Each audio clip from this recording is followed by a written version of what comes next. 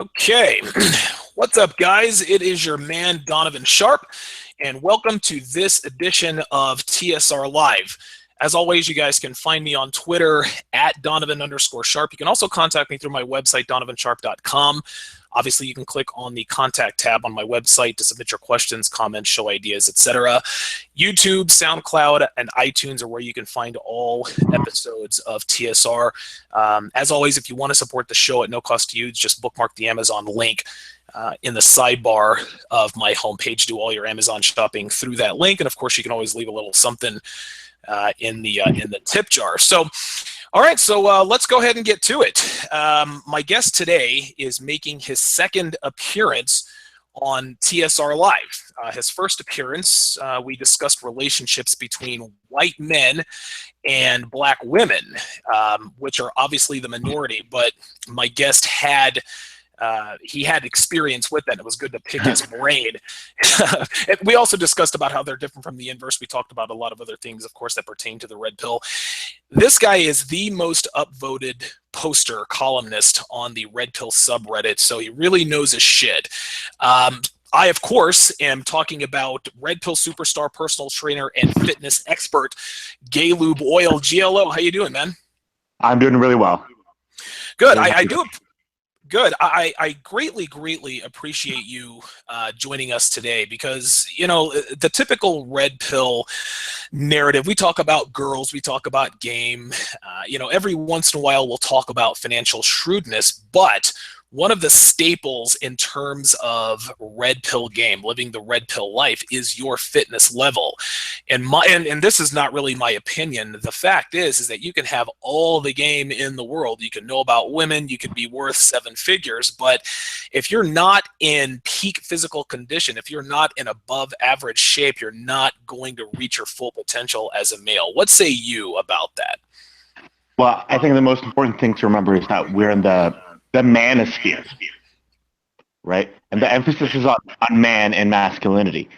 And if you're not willing to put your money where your mouth is, if you're not willing to live what you preach, you'll have a lot of people say, "Oh, we live in a feminized society," right? Well, you have a feminized body. You look at a lot of Right. Look at Paul Elam. He has breasts. Why is he talking about a feminized society if he's a right? So if you want to be part of the manosphere, you have to look like you're part of the manosphere. Period. And I don't take an absolutist position on a lot of things, but there's a lot of betas, skinny fat betas in nice suits, and I don't think that makes a man. So. Yeah, listen, that's a good perspective, and I would agree with you. I actually made an appearance on another podcast with O'Shea Duke Jackson, and he had a stylist, a guy who was big into fashion. And listen, the guy knows his stuff for sure. He talks about the way you should dress and smell and all, and this and that and the other. And what he says is certainly valid, but I would submit to him and you that if you are in good shape, everything is going to look good on you. You can be wearing a jeans and a t-shirt and a half decent watch, and you're going to get female attention. Well, part of it is the female attention, right? But the other part of it is, how you act is a reflection of your physical state, right? So if you constantly put yourself, in stressful situations physically, let's say you lift weights, or dudes punch you in the face, you go boxing, then you shouldn't have all these questions about shit tests. You just got out of ring with dudes punching you in the face. What can a 23-year-old girl do to you? So I think it's about changing the mind through the body, and there's a long tradition of that. And if you're not willing to do that, then you should not be part of the manosphere. And with regard to your stylist, if there's different ways to implement masculinity. I'm not going to hate on that, but at the same time, there's nothing stopping your stylist from working out. So. Yeah, I mean, I think that fitness is, I think it's an extremely important part of a man's overall game. When I found the red pill 7 years, now close to 8 years ago, the first I put the cart before the horse. So what I put most of the importance on this red pill renaissance that I was undergoing in. I put most of the importance on talking to women, fucking pretty girls, etc., etc. And after about a month or so, I don't want to say that I felt hollow, but I thought to myself, there has to be more to living this life and sort of breaking free from the matrix than just, fucking and hollering at pretty girls. So of course, you get your financial house in order, but the most important thing I did by far and away was getting my body right. I used to tip the scales at 312 pounds. That's the heaviest I've ever been. And I weighed myself today. I am 230 pounds even. And I've got a rock solid physique. So in your words, and I know this is kind of along the same lines, why is fitness, your physical fitness, why is this an important part of a man's overall game, both physically and mentally? Well, I think women are programmed to see through the bullshit, right? I mean, there's only so many ways you can dress up a turd sandwich, right? Right. And if you go back to the old PUAs, you had a whole bunch of turd sandwiches and fancy garnish, and women are programmed to see past it because sex is a huge investment for them, right? You're gonna get her pregnant. You're this big bitch, right? You can't take care of her or the baby. She's gonna starve to death. Right? I mean, that's what's going on, right? In that primal mind. So if you take yourself through stress, through this, let's say, journey of improvement, then then you don't have to cover up a turd sandwich. Then you're just a great sandwich, from Whole Foods with all the condiments and so nice. So Right. I mean, if your level of fitness is above average, you can have sex with girls who don't speak English, right? Like Right. there's no game.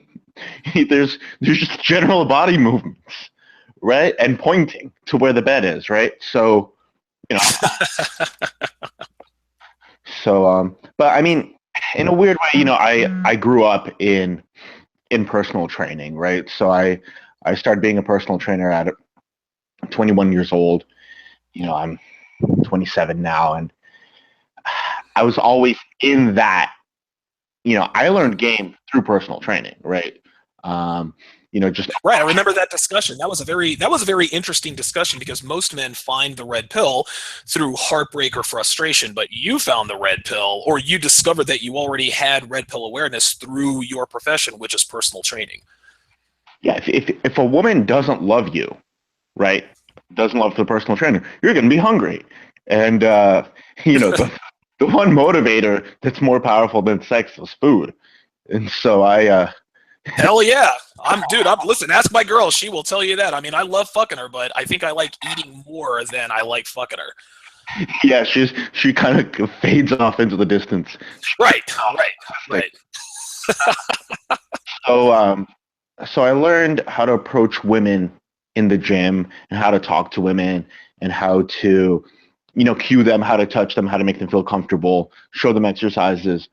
Um, so that's kind of the world that I come from, and I guess it's a very competitive world financially, and I'm just kind of a competitive person. So, um, but on the other hand, yeah, No, go ahead. Go ahead. as a gym bro, I split men up into two groups: those who lift and those who don't lift. Right? Right. Because the non-lifter, know that he's soft inside, and if I start making cute little jokes about this or that, he never had 300 pounds on his back, so he's gonna get all stressed out. I have a really powerful presence in the room, and so it's the non-lifters you have to worry about because they're gonna tell on you. So Yeah, don't go to that guy. He's going to hurt your feelings and your back, right? You actually you made an interesting point a little while back. And just to sort of veer off the beaten path here, you said that the world of personal training, I would imagine for men and women, is very competitive, obviously. So what would you like? What do you do to set yourself apart from other personal trainers? In other words, why should Joe Blow come to GLO Fitness as opposed to, you know, XYZ Fitness? What's the difference? What do you do differently than most personal trainers? There's two things, right? So there's a lot of big bro bodybuilders out there, right? And you can never be the biggest, the strongest, the most cut. But really where the money is in personal training is fixing people's joints and fixing people's backs and all of that. Huh. Because the people who have money, the doctors and the lawyers, I mean, they don't really have the biological capacity to put on so much muscle mass, right? But if you fix someone's back or fix someone's, you know, tight hips or that kind of stuff, they'll just throw money at you. They won't even care, right? So there's this book. It's called Becoming a Supple Leopard, and Okay.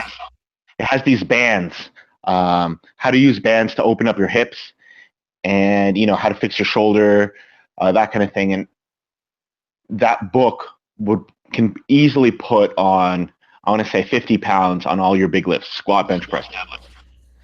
No shit. You're going to pull everything back to where it should be. You know, you're going to be pushing from that natural position. And so if I can fix your posture, your lifts will jump up, you know, in about a month or two. And that's how I can separate myself, right? Because instead of just progressively loading more and more weight, which, you know, any idiot can do, if I fix your joints, you're just going to move better.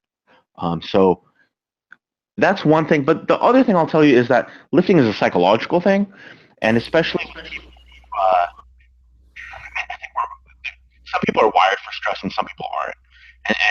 And a lot of the people who, you know, go to the gym, they don't like it. It's important, you know, after a set of squats, you know, you tell them a joke, right? You psychologically distract them from the pain. And so my in-person business is just a comedy routine. You know, they do difficult shit, and then immediately I'll distract them. So they don't even have the opportunity to start thinking their weird negative thoughts that I can see sparkle across their eyes. So you know, that's really important. You can kind of keep their mind off of the pain, and then you can push people for, you know, farther. So I guess it, you know, with anything, you know, why do you go to your barber? I think it comes down to a cult of personality to some degree, right? Sure.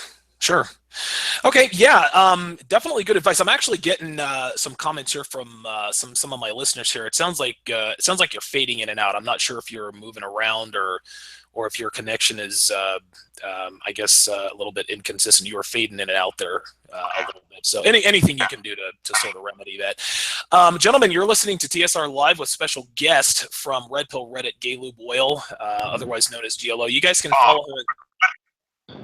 Are we better? Yeah, Okay. that sounds much better. Yeah, you can follow him on Twitter, guys, at GayLubeOil. You mentioned something else that caught my attention, and that was posture. I was actually talking to my girl today, and she likes the fact that I carry myself confidently. She says I have good posture, and she loves the fact that I am physically. I mean, I outweigh my girlfriend by more than 100 pounds. So I'm much larger than she is. She's much smaller than I am. Now, you mentioned, you talked about it a little earlier with regards to why fitness is an important part of your overall game as a man. Why is your fitness level important to women? When you are above average fitness wise, why is that important to women, and why do they respond in the ways that they do? I think women are group oriented, right? Yes. They derive their value through their association. Okay, and so, you know, if you look at Asian cultures, you know, I think they kind of think a little bit more like that. Um, I think African Americans think that way more than white Anglo Americans. But if she's with a guy who's attractive, right, it shows to other women, most importantly, that she's of high value. And I think that's really important, right? Because, you know, I think women love social standing more than they love dick. I totally agree. I totally agree. Dick is just a means to an end as far as social standing is concerned. I agree with that. Nothing against women. I think that's just how they're wired. We can post on MGTOW forums all day about how that's wrong, but that's just how they've always been. So, yeah. Well, listen, it's the same with us guys. I mean, we don't want to walk around with a fat ugly chick. We want to walk around with fit, pretty women because it increases our value as men.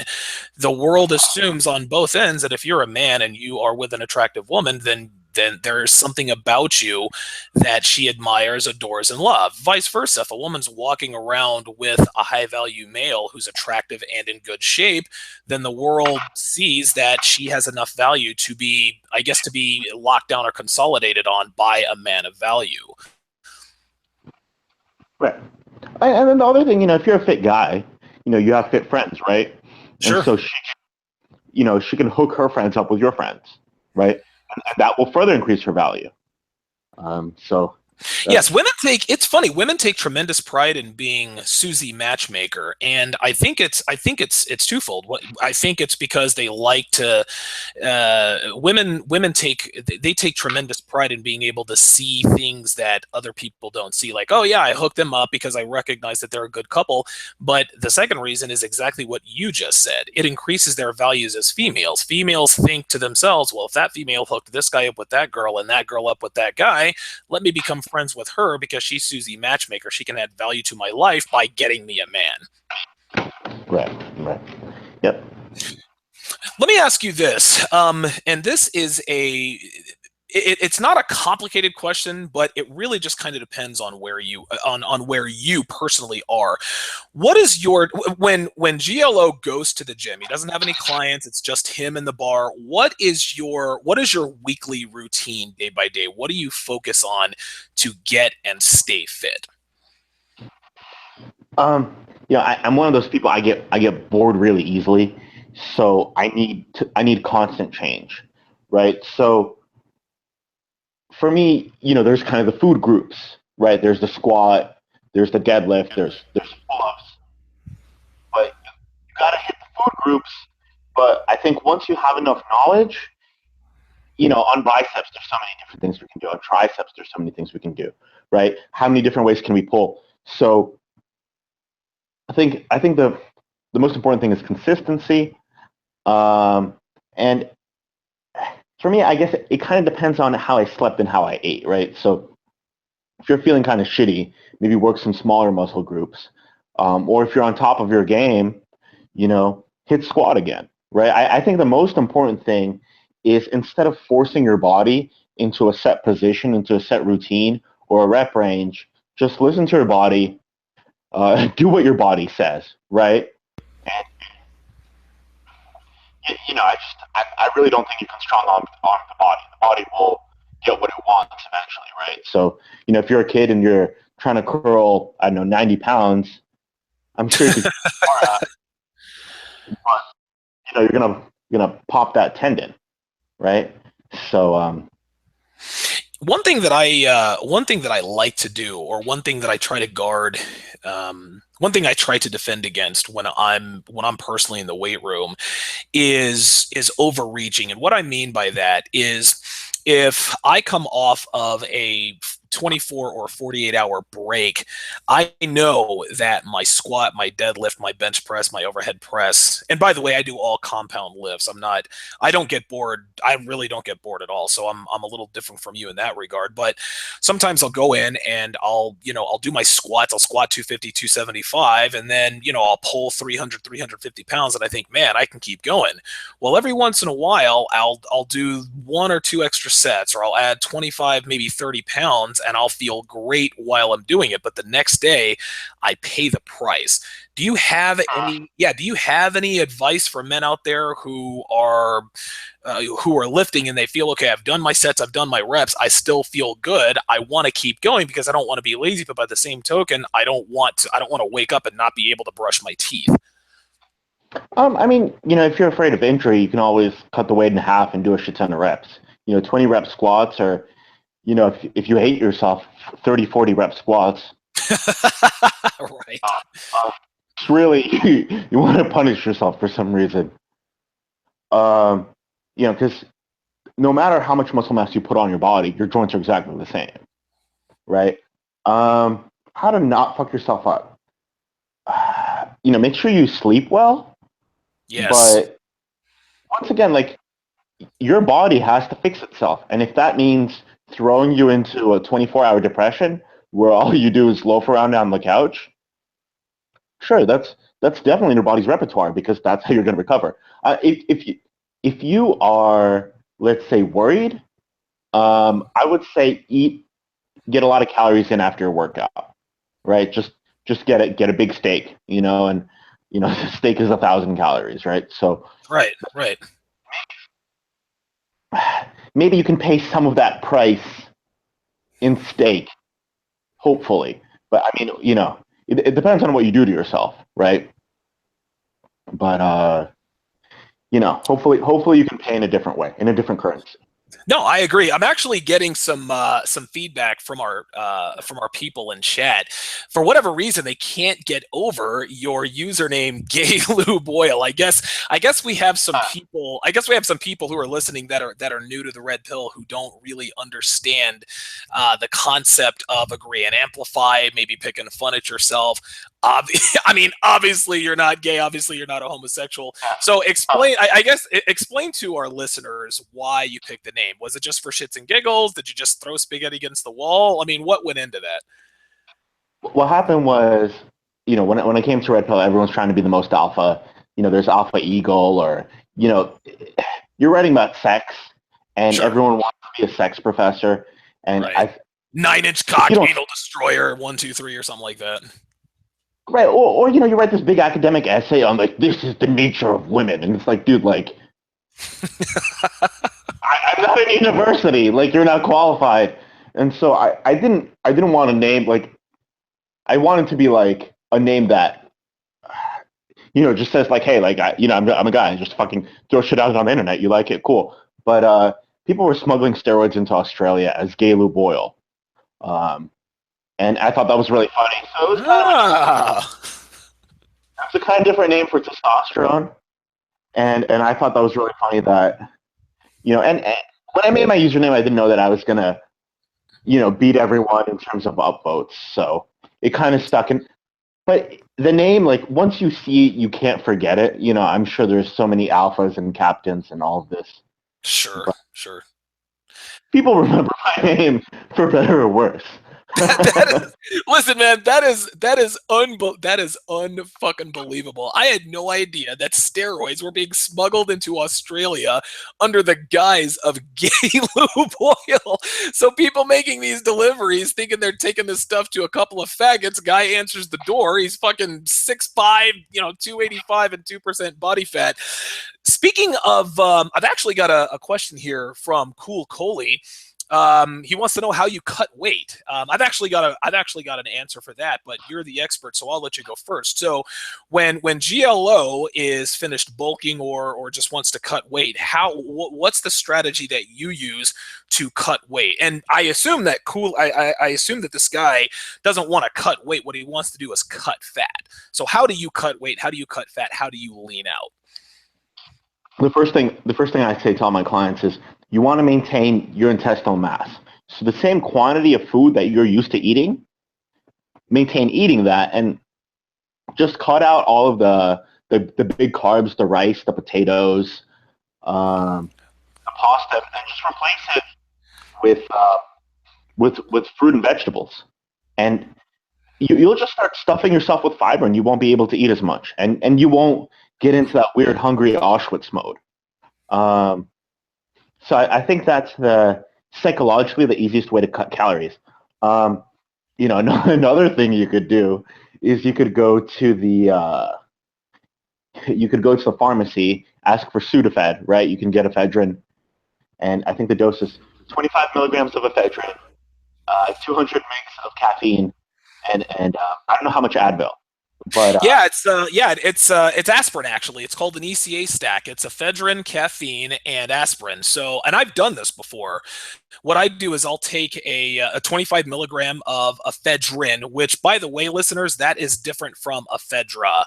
Ephedra is not really as stable as ephedrine by nature. So you want to get ephedrine.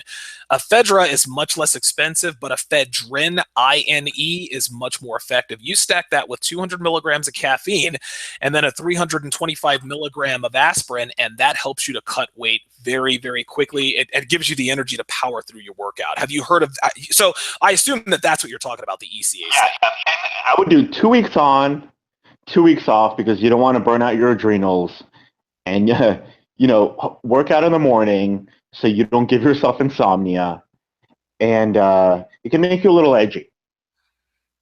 So just just and I do it Monday, Wednesday, Friday, because any drug has diminished effectiveness the more you take it. So 2 weeks on, 2 weeks off, and people, the fat just falls off. And so if you cut your carbs, and you do that, you could probably drop, I don't know, probably 10 pounds in, let's say, 2 months of that.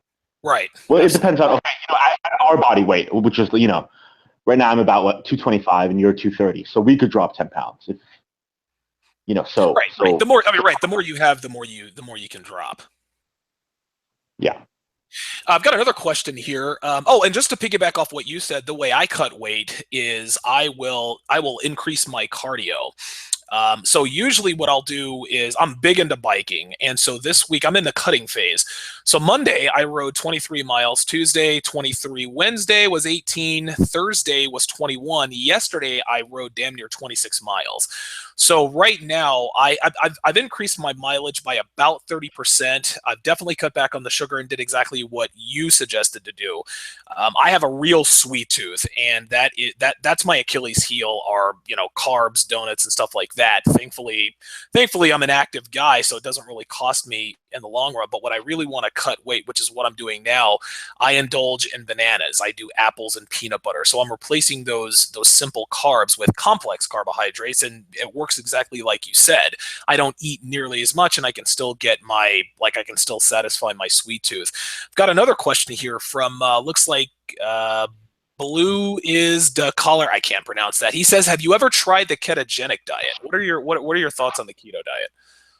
I mean, keto is tough on your kidneys, first and foremost. That's why they have those keto strips, and they show you that it's rough on the kidneys. And I'm a stimulant fiend. I love stimulants. Sure.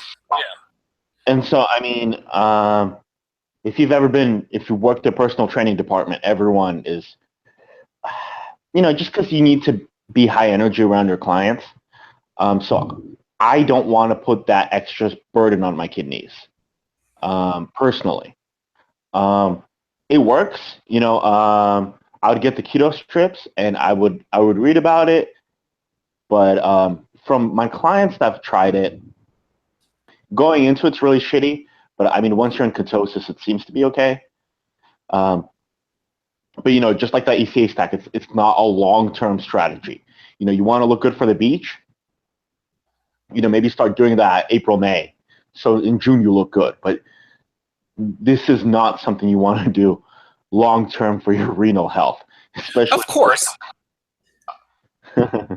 Yeah, that's a very, very good point. The key, and I think it really depends on the person, because I can do the keto diet for 2 months and I feel just fine. I don't get what's called the keto flu or anything like that.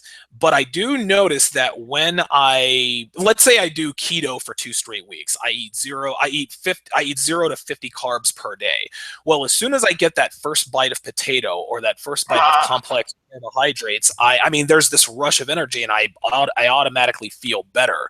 And of course, you don't want something to be too hard on the kidneys. But some people can't really handle keto. It really depends upon your makeup. I got another question here. So the keto diet is obviously very effective in terms of cutting weight. How long should you do the ketogenic diet? So if you want to look good for the beach, or if we've got any bodybuilders listening, if you want to look good for a contest or some sort of amateur bodybuilding contest, how long typically would you do a ketogenic diet to cut weight?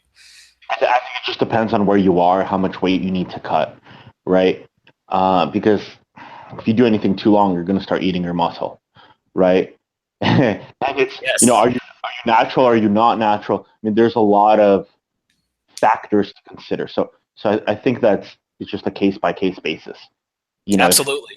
if you're really overweight, you just need to cut some calories, right? If someone, if someone's listening and they're, I don't know how to say it, just fat, um, the best advice is make yourself, a big vegetable shake in the morning. Spinach, kale, celery, cucumber, and fill yourself up with fiber so that your stomach is full and you're not going to have a need to eat. Keto, I think that's for the beach or that's for a bodybuilding contest.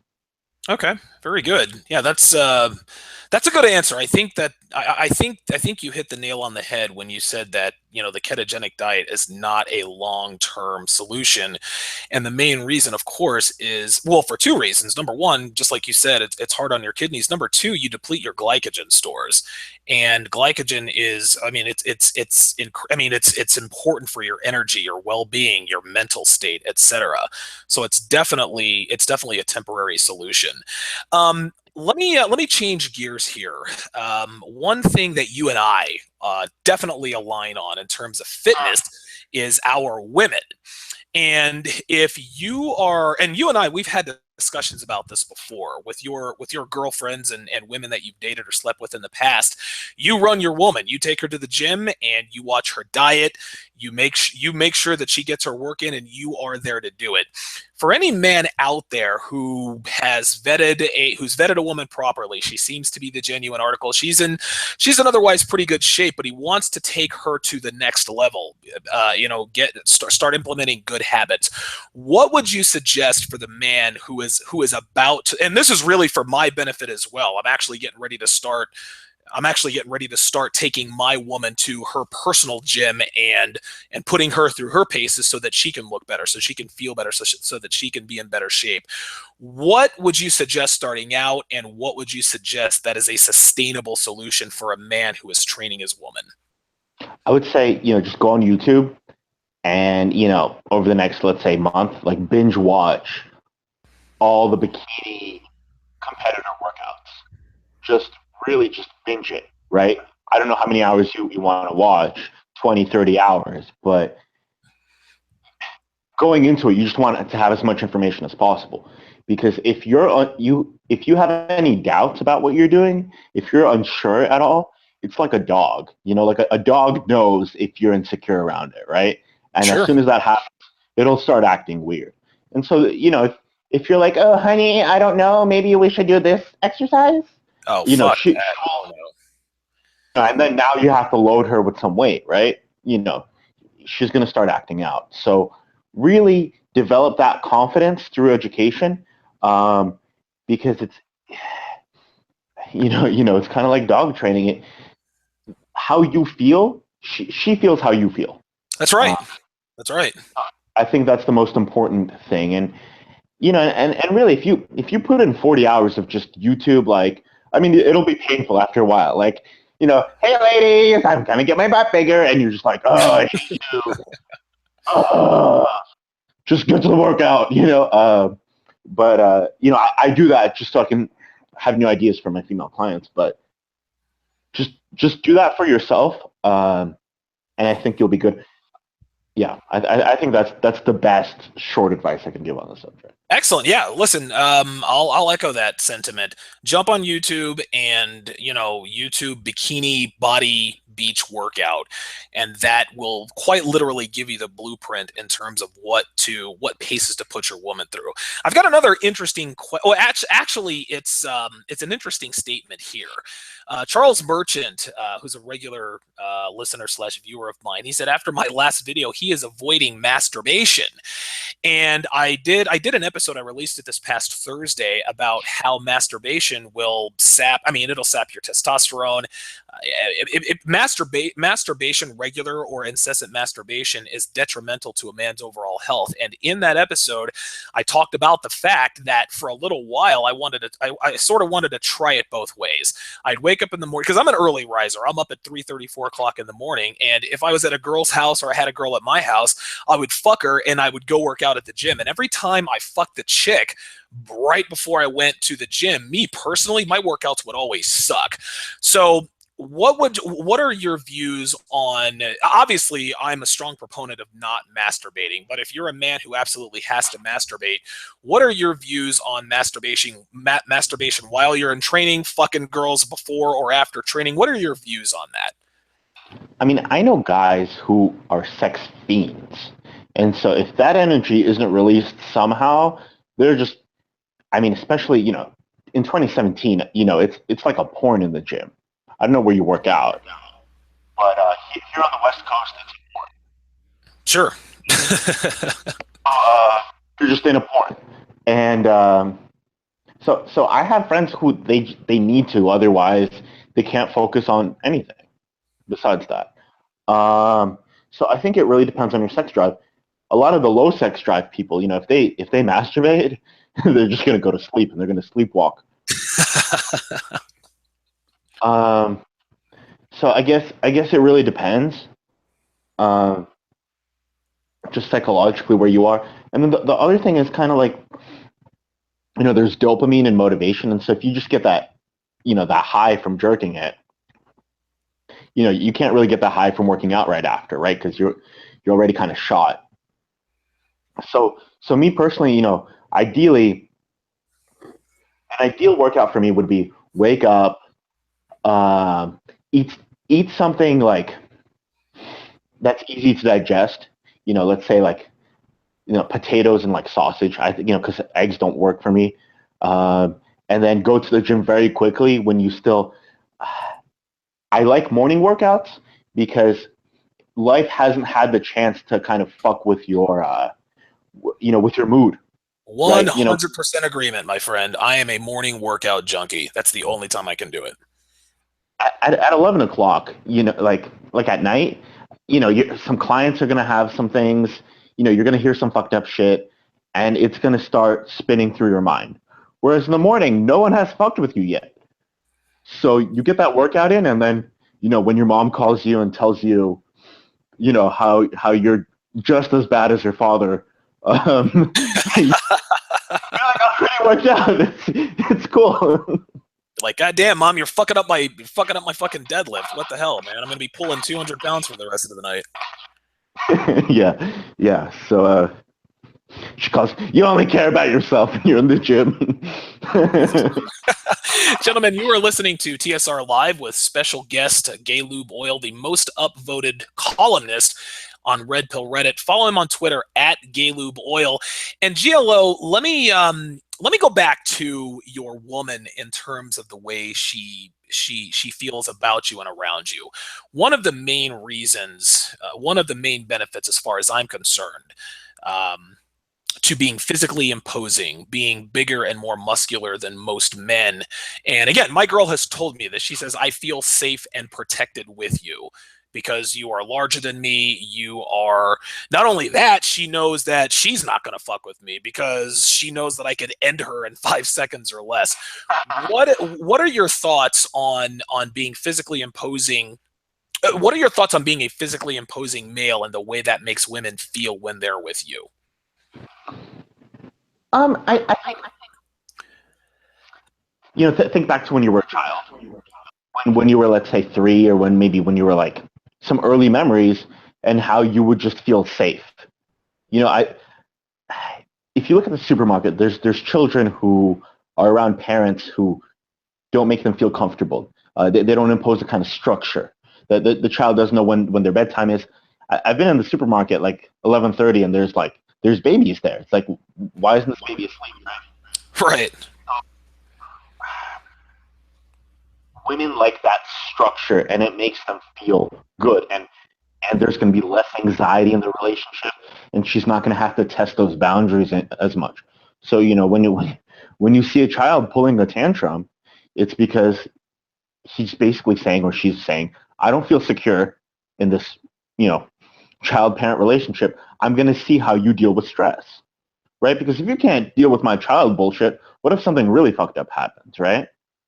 um, Yeah, absolutely. if your woman feels secure, there should be less bullshit. Now, different women have different levels of bullshit, right?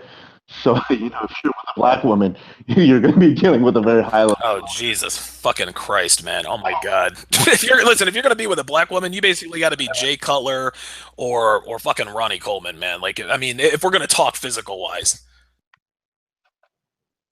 Yeah, but on the other hand, if you get into a fight, she's going to be fighting there with you. So Oh my it's God!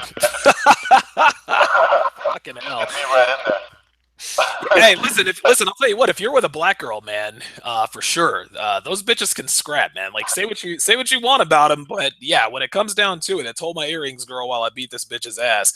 And that's one thing I do have to give about black women. They seem to be a little less afraid of fighting men one on one. They know they're probably going to lose, but they're not like white girls or these entitled, there. spoiled American bitches who talk all the shit, and then as soon as a man flinches at her, she's like, "Oh my God, somebody call the cops!" Nah, black woman will bow up and be like, "All right," she'll be like, "All right, like I know I'm gonna lose, but I'm taking my pound of flesh. I'm taking an eyeball. I'm taking a finger. I'm taking something, but you're not about to beat me for free."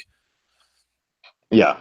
So, there's a different level of, of bullshit, right? So maybe if you're with a submissive Asian girl, she just has her passive aggressive little things, that maybe won't come up on our radar, but it generally should be less, and that should make your life easier, in the long term.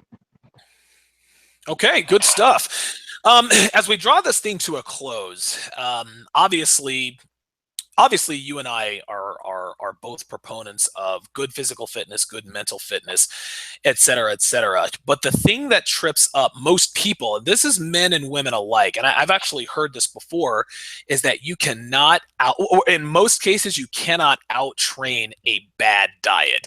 So if there's a guy or women for that matter who are listening to this or will listen to this later, what are some, listen, we can all jump online and figure out what to eat. We all inherently know what's good for us and what's bad for us.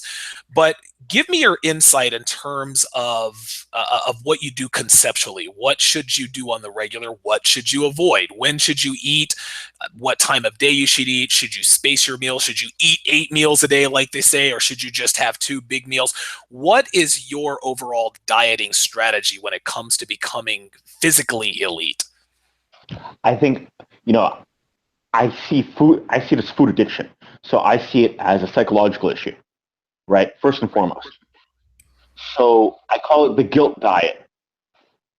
Take pictures of everything you eat and have a friend that you send those pictures to, because it's very easy for people to eat, disgusting like amounts of cookies or whatever, and then just forget about it or just rationalize it. And if for some people, if people are watching you, you're going to be kind of less of a shit, right?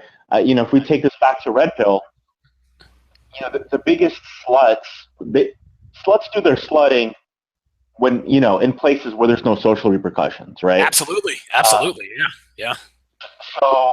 so fats do their fatting in places where there's no repercussions. Go to the supermarket and then just like no one will know about what I'm eating.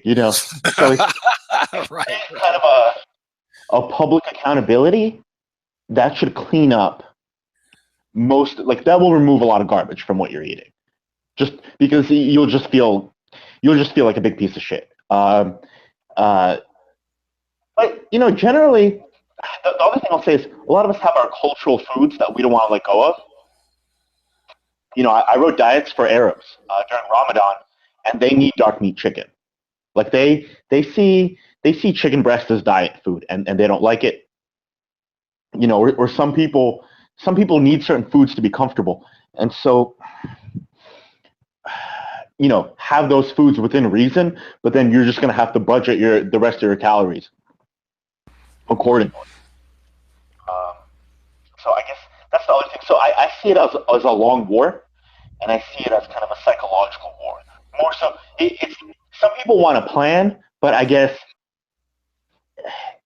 it's not about the plan. It's about overcoming yourself, I guess. And the same thing, if I tell someone to, squat 135, let's say 30 times, right? The recommendation is pretty simple, but the question is, it's not how do I squat, it's what do I do mentally to make sure I keep doing it, right? Like, what little counting tricks do I do? What music do I play? That kind of thing. Because it's the brain doesn't like not eating shitty food, and it doesn't like working out. It wants to sit there and be fat and hoard up energy. So Yeah. yeah, Yeah, I would agree, and that is actually rock solid advice, and it's funny because years and years ago, this had to be about a decade plus ago, I kind of figured out that the best way for women to lose weight is to tell other women that they are on a diet or that they are trying to lose weight. That way, when they are around their female friends or female acquaintances or coworkers, and they go to the vending machine and they, grab a bunch of Twinkies, they're going to be less likely to do that because women are bitches and they will call you out on they will call other women out on their bad eating, not because they care about the health and well-being of the other woman, but there's Susie, she's going back on her diet just like we knew her fat ass would. It may be negative reinforcement, but I think it's highly effective. yeah. In that regard. A couple more quick questions here. What about, I've got a listener who is talking about dealing with metabolic issues, medical problems such as thyroid issues, endocrine issues, autoimmune problems, diabetes, et cetera, et cetera. How do you overcome those, and is it possible to achieve an elite physique with these internal medical issues? I mean, there's people who have cancer who have decent bodies, right? But I guess if you're severely disabled, you just need some kind of physical activity. Just get outside and do it, right? And with a thyroid issue, with diabetes, there's levels, right? So it depends on where you are, but it's going to help. So I guess I agree. Physical activity is, the old adage goes, a body in motion stays in motion, and a body at rest stays at rest. And I would also actually point this out to you. You're a younger guy, so I'm not sure if you realize or if you've heard of this or not. But Jackie Joyner Kersey, world class athlete, decorated Olympian, she has asthma. And she was, look, she was an Olympic athlete, track and field star, multiple gold medals. Jerome Bettis, Hall of Fame running back for the Pittsburgh Steelers, he had he has asthma. So both of these, and that, yes, they were elite physical athletes and they were the best in the world at what they did, but they had conditions that did not hold them back from achieving success, and they would not have been able to do that had they not got their asses out on the track or the football field or the weight room and pushed their bodies to the limit. yes. The other thing I'll say is they probably did have asthma, but there's a very small chance that they didn't have asthma and that they used that condition to get prescribed performance enhancing drugs. Because Ooh, like what? once you get that ECA, right? You take that before your workout, you're wired. My father went to the best, let's say, athlete preparing academy. How to prepare athletes to compete in the Olympics, right? And on the Russian side of things, a big part of things, they'll get a doctor to write whatever you need. Oh, he has this deficiency. Oh, he has that deficiency. And then you can get whatever drugs, to beat the Americans. So maybe they have asthma. They probably have asthma. I'm not accusing them of anything. But, the way the Soviet Union did things, there's definitely some creative doctors who could invent some conditions. So Okay, yeah, something to consider. yeah, that's interesting. Maria Sharapova, who is she's a female tennis player. She was actually, I think they just lifted, I think, the 1.5-year ban on her because she was using meldonium, and she got it legally, she got it medically, but she didn't really have the condition that meldonium is known for curing or quelling, and she basically just used it as a performance enhancing drug. So that is an interesting view on that. I'd never really thought of it that way. One last question here: a lot of men and women out there have joint issues. And I'll use myself as an example. I'm actually just now getting over a little bit of tennis elbow. I've actually got a bad right knee, and I separated my left shoulder a long time ago. Every once in a while, I mean, of course, I'm nearly 40 years old, so I'm going to have my aches and pains. I'm not a 25-year-old anymore. What would you advise? Now, I already know what I'm doing. I know how to mitigate, my bad joints, bad bones, whatever the case may be. But what would you say to men who want to lift heavy and achieve an elite physique, but they have aches and pains like a bad shoulder or a bad wrist or a bad ankle? Okay, so if you're non-natural, there's let's just say you're in Thailand, so legality is not an issue here, right? There's some substances like DECA which have proven to be restorative to the joints. Now just for our listeners, DECA, I'm assuming you're talking about DECA durabolin. Right. So that has been medically proven. So find yourself a Thai doctor, and maybe he can figure that out for you. But on the other side of things, like if you look at stanazolol, that's been shown to dry out your joints, right? Or if you're low estrogen because you're running your arimidex super high, you're going to have creaky joints, right? So that's the advice for our supernatural crew. Okay, then with regards to your elbow, it could be that when you're pressing, your wrist isn't in a neutral position, and so that tendon starts in the wrist, and the insertion point's in the elbow. So just wear wrist wraps. That should mitigate a lot of elbow pain. Because you probably don't have a neutral wrist. No, I do not. I don't. For the knees, there's something called voodoo bands, and you can get them on Amazon. Your listeners should use your code, and basically they're these compression bands, and you wrap them around, first above the knee, and you bring the knee through its normal range of motion, then below the knee, and it can take a lot of the swelling out from the joint.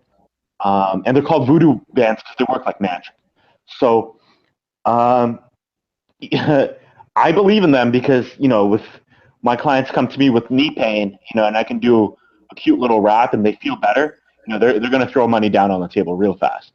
Absolutely. So if you have elbow or knee pain, get those voodoo bands on Amazon, watch some videos on them, and you will probably see a 20% reduction in pain. Huh. Not wow. promised, but I want to say 20%. So. Okay. Well, yeah, I'm gonna, dude. As soon as I get off with you, I'm gonna jump on Amazon. And it's funny, I had actually thought about getting wrist supports, wristbands. Not like wristbands for tennis, but like wristbands to wrap my wrist to make sure that my wrist is in a neutral position. And gentlemen, when he says a neutral position, that means your wrist is straight. So if you make a fist, your fist shouldn't be pointing up or down even slightly. It should be pointing right to the sky, and your wrist and everything should be lined completely up. Yeah, and get those Rogue wrist wraps. Some wrist wraps are kind of loose, and some of them are too tight. But I know Rogue ones, and those wrist wraps are $20 too. So it's not, you're not throwing down a shit ton of money for the Bowflex solution or some bullshit like that. These are really cheap things you should do. Okay, very good. Well, I definitely learned. I mean, I'm definitely going to do that. One last question here. This is just kind of off the cuff. Nick7 says, Sharp, what's your girlfriend's race? Nick, my girlfriend is a white girl. That answers your question. Well, GLO, I definitely appreciate you coming on today. Listen, like I told you in sort of our pre-show talk, I wanted to bring you on because fitness is absolutely It's one of the most important parts of a man's overall game. And I'm in good shape myself, but I'm not a certified personal trainer. I'm not a professional. I told you that, hey, I'm going to learn as much from you as my listeners will. So I definitely appreciate you coming on and dropping knowledge with us here. Thank you so much, and let's do this again sometime. And I'm really happy that I could help out your readers, and use that Amazon code, get those wrist wraps, and get those voodoo bands. Awesome. That does it for this edition of TSR. Guys, make sure you like the video if you enjoyed it. Visit donovansharp.com anytime to listen to past episodes and check out additional content.